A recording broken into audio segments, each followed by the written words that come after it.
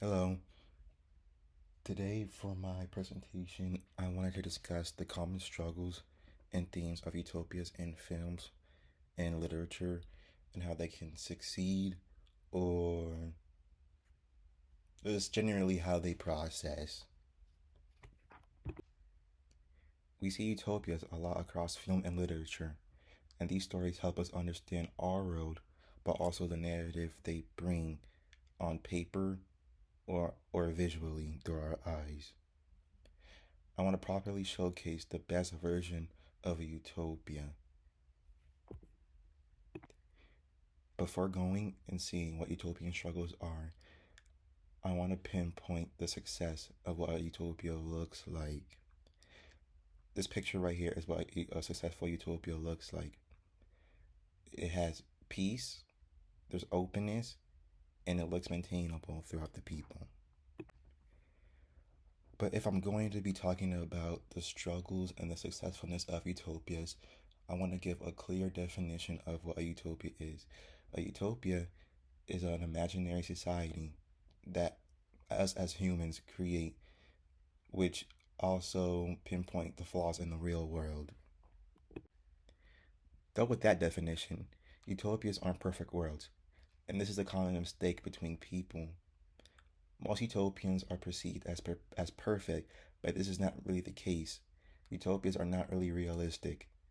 Instead, utopians are made of human challenges. Those human challenges are talked about in the form of literature and described heavily and written more in depth by authors. Authors use literature to create forms of moral questioning to ask us, the humans, how far are we willing to go? And to showcase those in depth questions, we have films, which adds another layer to utopias visually. Films carry lighting, shots, and composition that add to the narrative of the utopias. Both forms of those utopias show one common struggle in the utopian narrative being ethics. Sometimes a society looks great and very maintainable and peaceful on the outside, but on the inside, it's very, well, bad.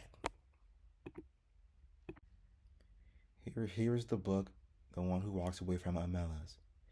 It presents a happy society that depends on the suffering of one child. The people find out and they either walk away or stay. Nevertheless, the child continues to suffer either way.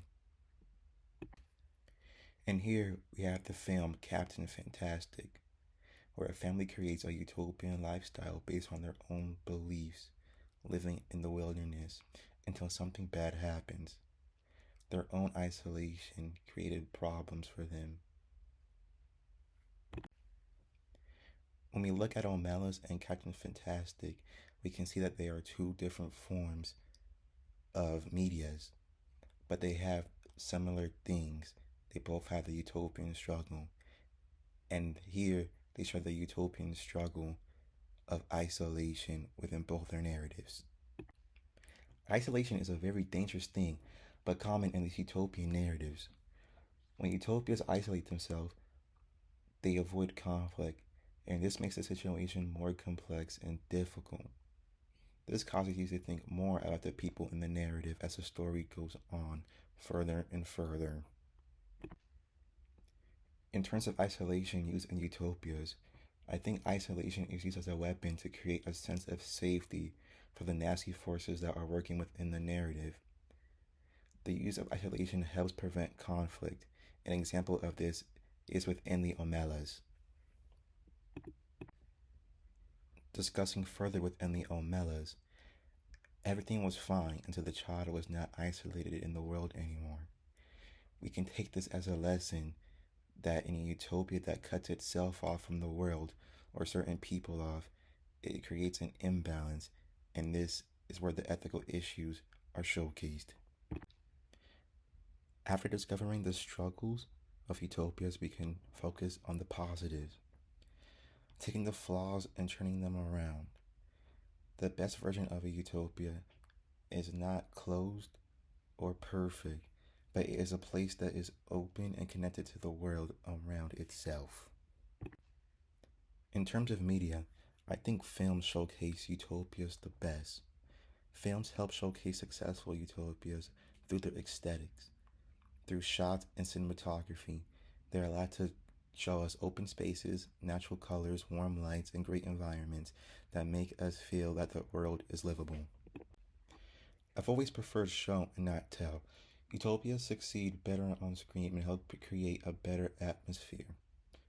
Not to disregard the literature, but film allows us to emotionally be there and decide whether the society we see on the screen is fair. Talking about fair, Solarpunk is the most fair utopian created in my eyes. Solarpunk is the idea that we truly are one with nature and technology. And this responds to all the other flaws of the utopias that I have talked before. And the best thing about this is that it is realistic. Here, from the film Dear Alice, Solarpunk is showcased through connections through humans to nature and to the world. It avoids all the other stuff, like from the Omelas and stuff from Captain Fantastic. I think this is more of one of the fair worlds that has been created. It is unlike other traditional utopias. Solarpunk accepts the untraditional things. It focuses on balance within communities and ethical decision making, and that is why it's perfect. Well, finally, we learn that utopias aren't just perfect worlds and they have their limits. Utopias kind of mirror our world in a way, and by analyzing the struggles of utopias, we can build to creating a better utopia, such as something like Solarpunk, or even better. And here is my work cited.